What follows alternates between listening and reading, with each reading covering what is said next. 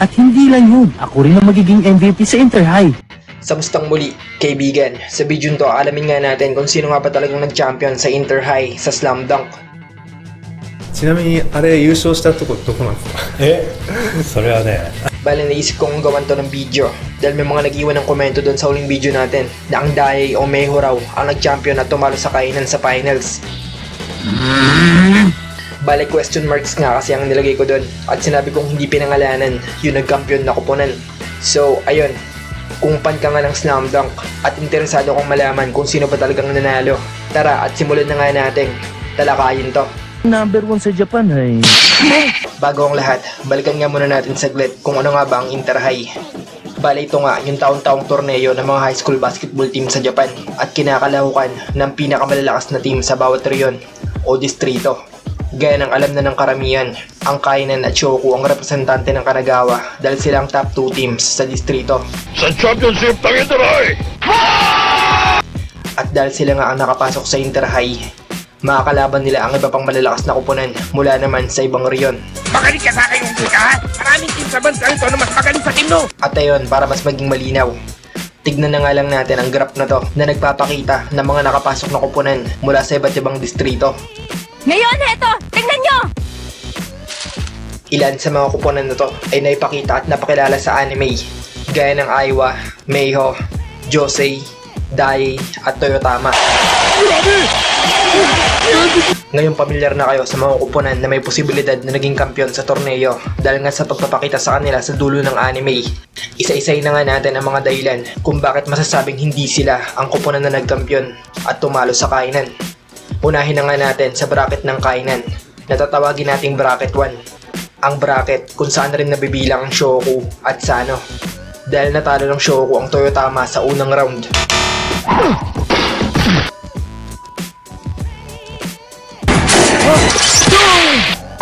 Pasok na naman!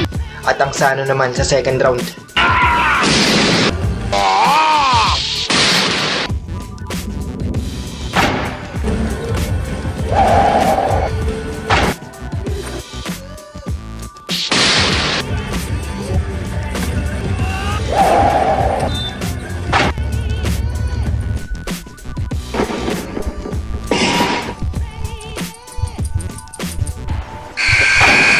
Tanggal na agad sila sa listahan.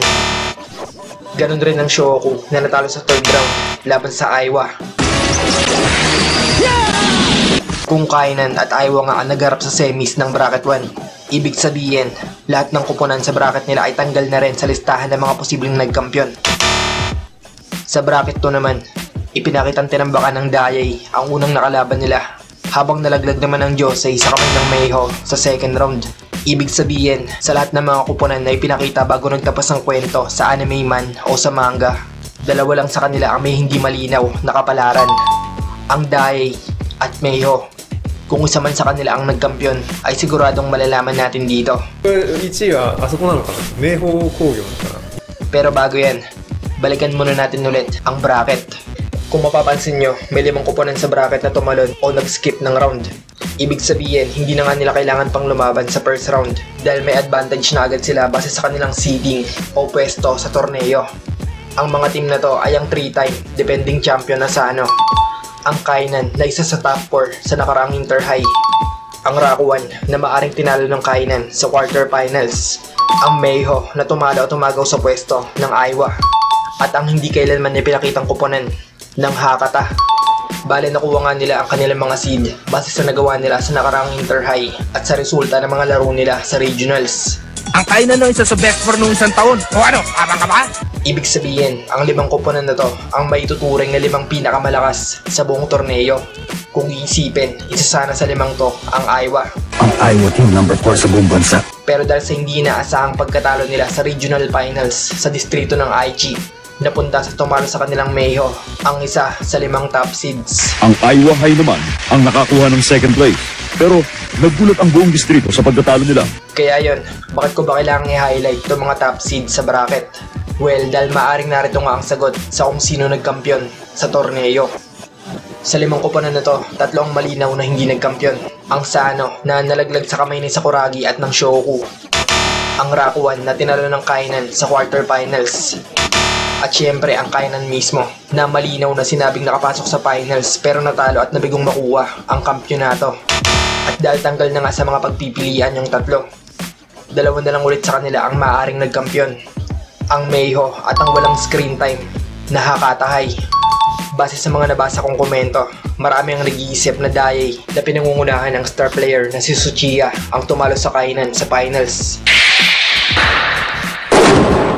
May ilan rin nagsasabi na Meiho ang koponan na pinangungunahan ng halimaw na rookie na si Moroshige. At syempre, hindi rin naman natin sila masisisi dahil bago nga naman nagtapos ang anime, sandaling ipinakitang maglaro ang mga koponan na to. At talaga namang masasabi nating malalakas sila. Hay, hindi atang dapat yung check-in. Pero kung pagbabasehan ang interview sa mismong sumulat sa kwento na si Takehiko Inoue, walang tsansa na isa sa kanila ang nagkampiyon. ちなみにあれ優勝したとこどこなんですか？それはね、あれなんそれはです。なしですか？いや、2位が海南じゃないですか。 2位が海南で、僕1位はあそこなのかな、明豊工業なのかな。いや、それはないんですよ。そうなんです。あるんですか、ちゃんと答えが。一応僕の中にあって、ーでもその優勝したっていうチームは別に描かれてないんで、はい出てないあ出てこないチーム出てこないチームで、明豊優勝じゃ嫌だなっていうので、まさに才能っていうか、はいそういう選手が優勝は嫌だな。これ僕一番いいもん引き出したんじゃないですか。 At yun, base nga dyan, malinaw na hindi Meiho at malabo ring Daye ang nagkampiyon dahil paraw silang nabigyan ng spotlight bago nagtapos ang kwento. In fact, kaya nga marami nag-iisip na isa sa kanila ang nagkampiyon dahil sa naging magandang depiction sa kanila. At dahil dyan, mabalik nga ulit tayo sa katanungan, kung hindi Meiho o Daye, sino ang nagkampiyon sa Inter-High? Sino ang tumalo sa Kainan? Gaya mo, hindi ko rin naman talaga alam ang eksaktong sagot. Sa katunayan, para lamang makasigurado ay kinailangan ko pang mag-research para lang malaman kung sino nga ba talaga. Kasi diba gaya ng sabi ko sa huling video, natalo ang Kainan nang hindi pinangalanan ng kampyon dahil hindi naman talaga pinangalanan yon sa manga. Basta tinapos na nga lang yung kwento at sinabing number 2 ang Kainan. Kaya yon, bago nga lumabas tong interview ni Inoue, ay ang inisip talaga ng karamihan ay Meiho o Daye dahil sila yung mga team na naipakita sa anime.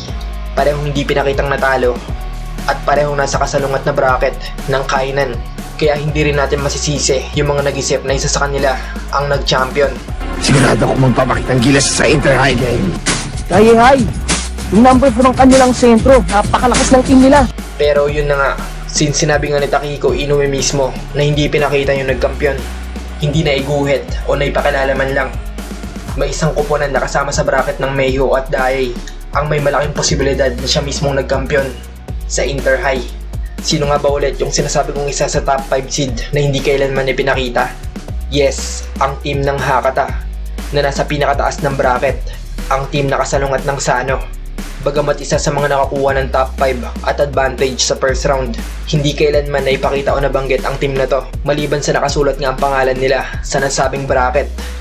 So kung never nga silang ipinakita at sinasabing never ding ipinakita ang nagkampiyon, ibig sabihin ba nito sila ang nanalo? May tsansa. Dahil bilang isa sa koponan na may hawak ng top 5, walang dudang isa sila sa mga pinakamalalakas na team. Pero yun nga, hindi rin natin masasabing 100% na sila nga. Malaki lang ang tsansa, pero maaari din kasing naraglag sila at natalo ng isa pang team na hindi rin kailanman ipinakita. Diba? Kaya yun, hopefully kahit papano, nalinungan nito ang ilang katanungan ukol sa naging resulta ng Inter-High. Hindi man sigurado kung sino nga bang nagkampiyon dahil ayaw namang sabihin ng mismong manunulat. At least alam na nating hindi Meiho o Daye ang nakatalo sa Kainan. At yun, hanggang dito na nga lang muna para sa video na to. Muli, maraming salamat sa panonood. Kalupon.